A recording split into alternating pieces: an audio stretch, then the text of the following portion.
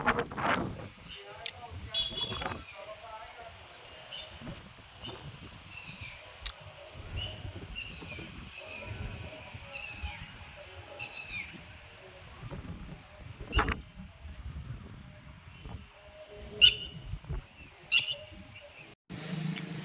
दोस्तों, धर्मोदय न्यूज़ में आपका हार्दिक स्वागत है। मैं हूं राजन सिंह। आज हम आए हैं उज्जैन शहर के वार्ड नंबर 5 में। कहने को उज्जैन स्मार्ट सिटी बन रहा है और जगह जगह उन्होंने ऐसे सुंदर सुंदर बगीचे और परियोजनाएं शुरू की हैं, लेकिन उनका क्या हाल है ये हम आपको दिखाएंगे। आज इस बगीचे से आप देख सकते हैं कि स्मार्ट सिटी के क्या हाल है। और ये उन्होंने जगह जगह यूएमसी उज्जैन म्यूनिसिपल कॉरपोरेशन के बोर्ड लगा रहे हैं, लेकिन यहाँ की जो बदहाल व्यवस्था है अंदर जाकर के आप देख सकते हैं। ये यहाँ से निकलने के लिए लोगों ने रास्ता बना लिया है। ये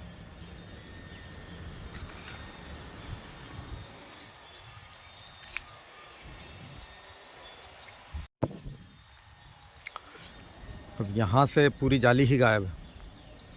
देखिए, और भाई लोग एंगल काट कर निकाल ले गए। इस प्रकार के खंभे अंदर की तरफ लगे थे। कमीशन के लालच में अधिकारियों ने दूसरे खंभे लगाए जिन पर न लाइट है न कनेक्शन है, और ये खंभे बरसों से इसी हालत में खड़े हैं। ये खंभों पर कुछ उपकरण लगे हुए दिख रहे हैं, ऊपर लैंप भी है, लेकिन ये जलते हैं कि नहीं जलते, जलेंगे भी क्यों। अधिकारियों को अब कोई इंटरेस्ट नहीं रहा है। ये तार निकले हुए पड़े हैं यहाँ। ये खंभे लगाए गए थे लाइट के लिए, रात में घूमने वालों को रोशनी रहे और असामाजिक तत्व इधर नहीं आए, लेकिन इंस्टॉलेशन तो नहीं हुआ। खंभे पर न लाइट आई न बिजली आई। हाँ, खंभा जरूर चोरी चला गया है। तालाब में ये वो स्थान है जहाँ 1.5-2 महीने पहले असामाजिक तत्वों ने इन मूर्तियों से छेड़छाड़ करके इनको तोड़ दिया था। भक्तजनों ने दोबारा से ये मूर्तियों की प्राण प्रतिष्ठा की है और असामाजिक तत्वों का उसके बाद भी आना जाना है। इधर सामने की तरफ देखते हैं तो ये बाबा टेकरे वाले की मज़ार है और यहाँ आने के लिए एक अलग से रास्ता बना हुआ है, लेकिन फिर भी लोगों को संतोष नहीं होता और उन्होंने पार्क से ही ये जाली तोड़ करके रास्ता बना लिया है। वो आस्था का विषय है, इस पर हम कुछ नहीं कह सकते। ये पार्क बनाया तो मनुष्यों के लिए गया था कि लोग आएंगे, सुबह शाम यहाँ घूमेंगे और उनका स्वास्थ्य भी बढ़ेगा और पर्यावरण के प्रति जागरूकता भी फैलेगी। लेकिन हमारे निगम के कर्मचारी इतने दयालु हैं कि यहाँ पशुओं के लिए भी पूरा स्थान है। भाई लोगों ने ये जाली तोड़ दी है और ये जंगल में जाने का रास्ता बना लिया है। साइडें उखड़ चुकी हैं, दीवार भी टेढ़ी हो गई है। किसी ज़माने में यहाँ घास रही होगी, अब यहाँ धूल मिट्टी के सिवाय कुछ नहीं। असामाजिक तत्वों का यहाँ आना जाना निरंतर बना रहता है। ये आप देख सकते हैं शराब की बोतल है, ये पीने के लिए गिलास है और पानी की बोतल है। बगल में ये शराब के कौवे पड़े हुए हैं, देख सकते हैं आप।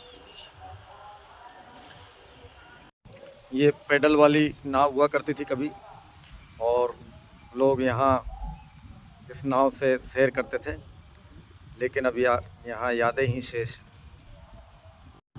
एक ज़माना था जब ये बीच में टापू बड़ा सुंदर हुआ करता था, पूरे टापू पर भरपूर हरियाली थी। आज वहाँ घास भी नहीं है और ये गिनती के 2-4-6 झाड़ियाँ और खजूर के पेड़ बचे हैं।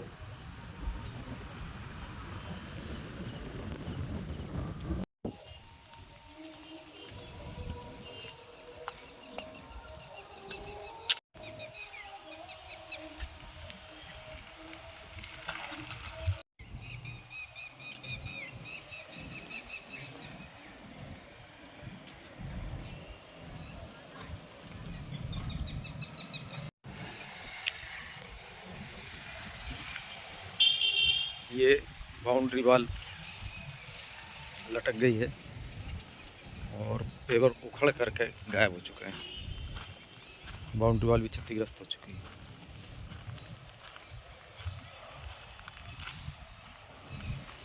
ये बहुत बड़ा गड्ढा बन चुका है नीचे। ये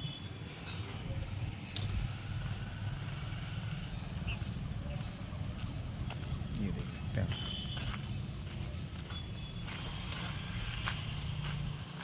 लोग यहाँ से पेवर तक निकाल कर ले गए। ये बाउंड्री वाल क्षतिग्रस्त हो चुकी है।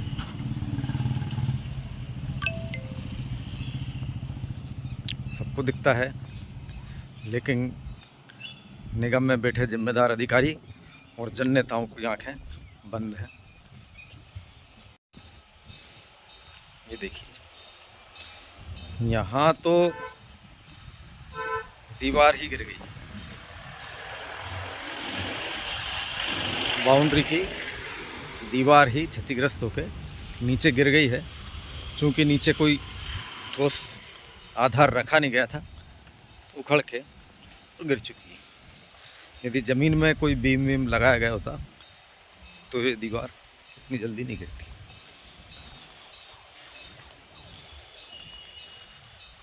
ये श्रद्धालु लोग पूजन सामग्री डाल जाते हैं। निगम को सफाई व्यवस्था करने समय हटा लेनी चाहिए, लेकिन कोई यहाँ आए देखे तो उनको दिखे कि यहाँ कचरा हो रहा है। ये घाट है, यहाँ महिलाएं पूजा करती हैं, यहाँ कचरा पड़ा हुआ है और निगम में सफाई कर्मचारियों की बहुत बड़ी तादाद है, लेकिन उन्हें यहाँ कोई गंदगी नहीं दिखती। सुबह का समय है और लोगों की तरह बंदर मामा भी सैर पर निकल चुके हैं और यहाँ हरियाली का आनंद ले रहे हैं। ये ऊपर भी मस्ती कर रहे हैं। ये देखिए,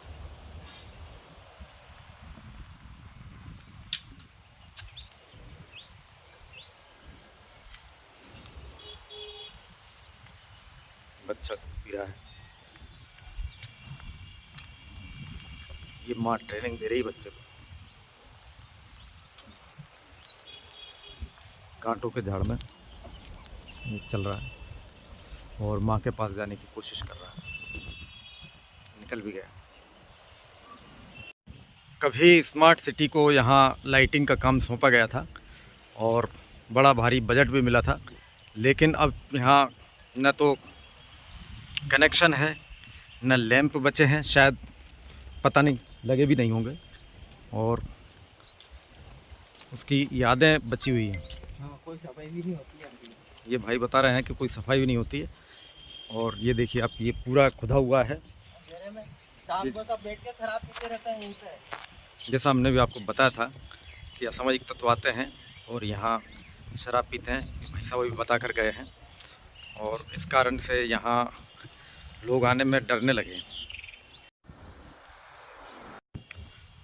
तालाब के बीचों बीच ये बहुत सुंदर और रमणीय दृश्य है इस टापू का। इस टापू का सौंदर्यीकरण और सुरक्षा के लिए रेलिंग वगैरह अगर बना दी जाए और अच्छी हरियाली बना करके एक कोई पार्क विकसित किया जाए तो ये नगर निगम के लिए आमदनी का एक अच्छा जरिया हो सकता है। और उज्जैन शहर अब एक धार्मिक तीर्थ के साथ साथ एक पर्यटन क्षेत्र के रूप में भी विकसित हो चुका है। और प्रतिदिन यहाँ, जब से प्रधानमंत्री नरेंद्र मोदी जी आए थे और उन्होंने महाकाल लोक का लोकार्पण किया था, उसके बाद से यहाँ प्रतिदिन 2 लाख के आसपास श्रद्धालु दर्शन करने के लिए आते हैं और वहाँ दर्शन करने के बाद फिर वो यहाँ रुकते भी हैं और आसपास के सुंदर स्थानों में घूमते हैं, अन्य जगहों पर दर्शन करते हैं।